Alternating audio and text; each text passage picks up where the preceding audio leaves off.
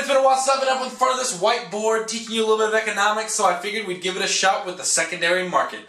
Let's get started.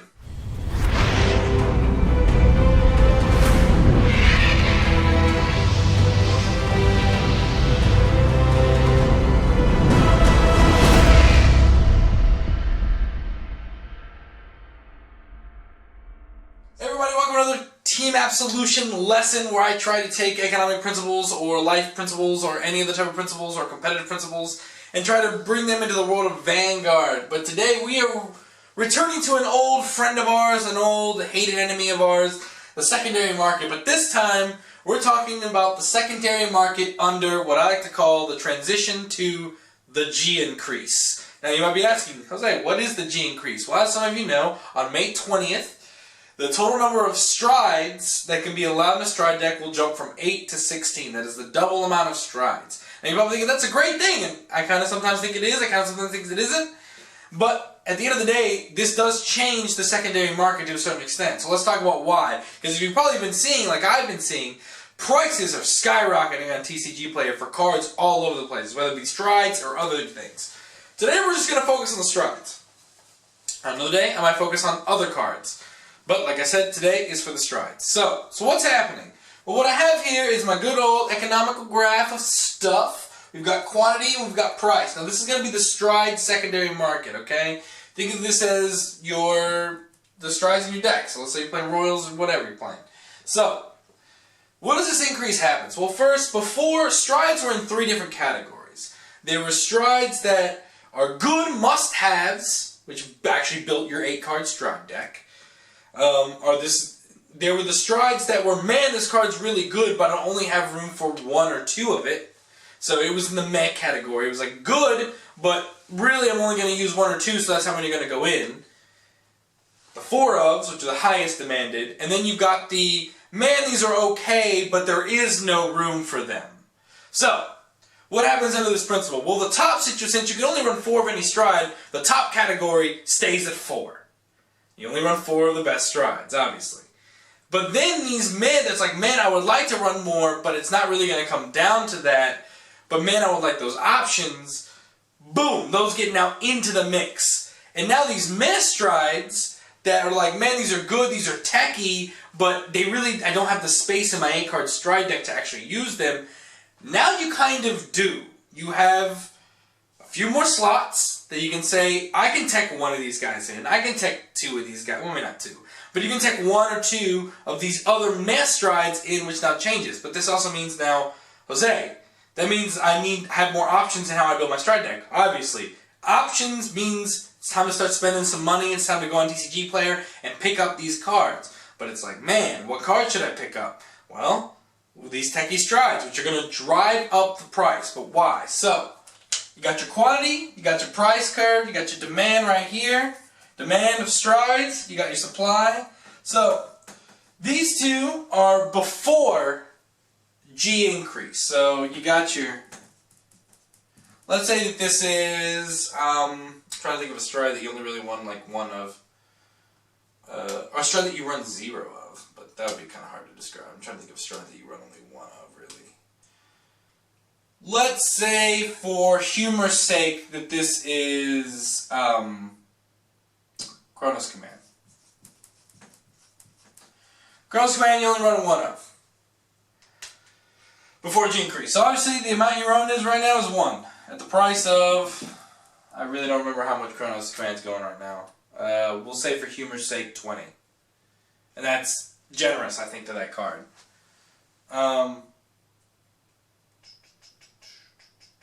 Actually, we'll change the entire lecture here. Let's go next stage, but only for people who think you should only run 2 next stage. I do not subscribe to that philosophy. A lot of players do. A lot of players argue that 2 is enough, right? And that might be the case because they're like, you have an 8-card stride deck, 2's the only way you can do it. Let's ignore how much they cost already. Well, it costs 70 right now, roughly. And you only run 2 for those players. But now, your stride deck has increased to 16. Minus 4 G Guardians if you want to run them, but you can have the option to run not G Guardians and run a full 16 stride deck. So now these players, I think too, might start to switch, and they probably will, to say, man, now I need 2 more next stages because I have the room, I have the space. So this could be next stage. This could be Chronos. This could be, for me, Outmile in Sanctuary Guard. Whereas before, Outmile was only a 2 of, strictly because I had to fit 3 Regale, as well as 2 Saint Blow, or maybe 1 with 1 Gablade, or, you see what I'm saying? There's a lot of options that had to go in that deck. But now that it's increased, I need 4 Outmile, or I need 4 next stage, or I need this, I need that. So I go to TCG Player, but so was everybody else going for these strides, right?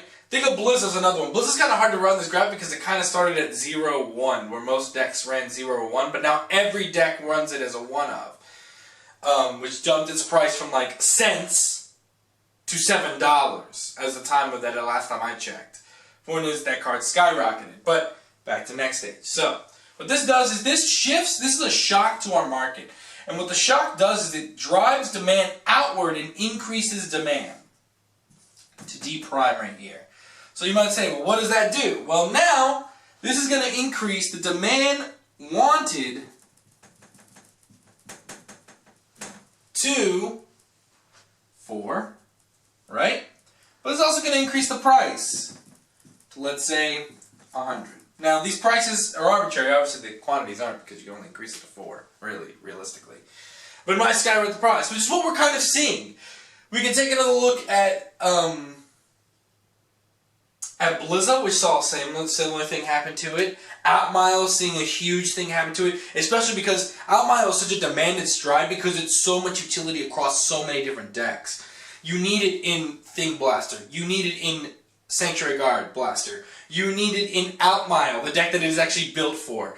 Because you need it, not only is it being driven up because of the fact that you needed it on these 3 decks, which was making it more expensive already, but now you could use 4 of it in each deck. It's possible to do that. So it even shoves the price even more.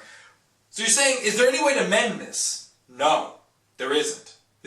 See, and here's where my issue comes. There's a lot of people saying this is unnecessary hype.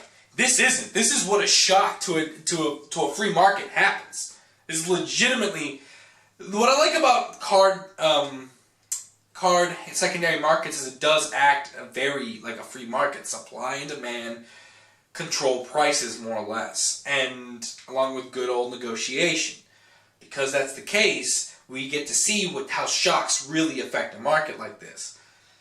Demand shifting outward. Demand is increased. Prices are going to obviously increase. But here's where our problems start to arise. There are certain cards in this market that don't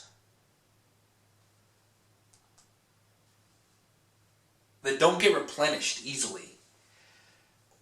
Outmile is not a good example of that, but every other GR in the game is. Outmile, the Aerial Knight one, the good stride. Well, not the other one's good, but the main stride that's utility for all Royals decks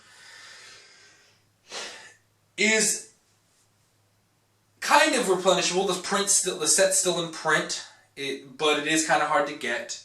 So, but next stages aren't easily replenishable. So what you're going to have is this want to increase supply, but you can't.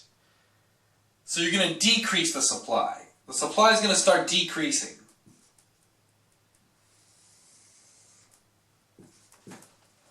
As the supply decreases, you're going to have this even further price shock, but it's going to be even more substantiated because the demand is going to be here at 4. You're going to want 4 at this price, but you can't get 4 at that price. So there's going to be this price up here, which is, let's say it's 120. People who are supplying the card are going to want to sell it at 120.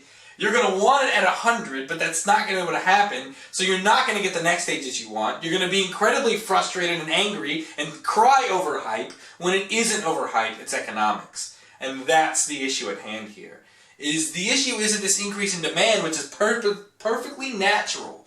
It's the fact that supply cannot, in this secondary market, meet demand because Bushiroad, in all honesty, has made these cards too hard to get to a certain extent and has affected the game overall.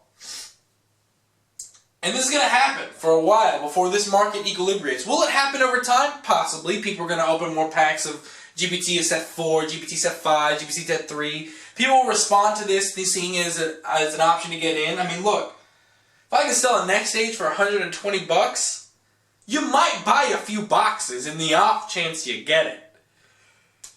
Just saying. Especially if a lot of strides see this level, not this level, because next stage is a stride in its own class. It's expensive, it's high, it's demanded, it's a pretty good stride in of itself. It's good quality, so...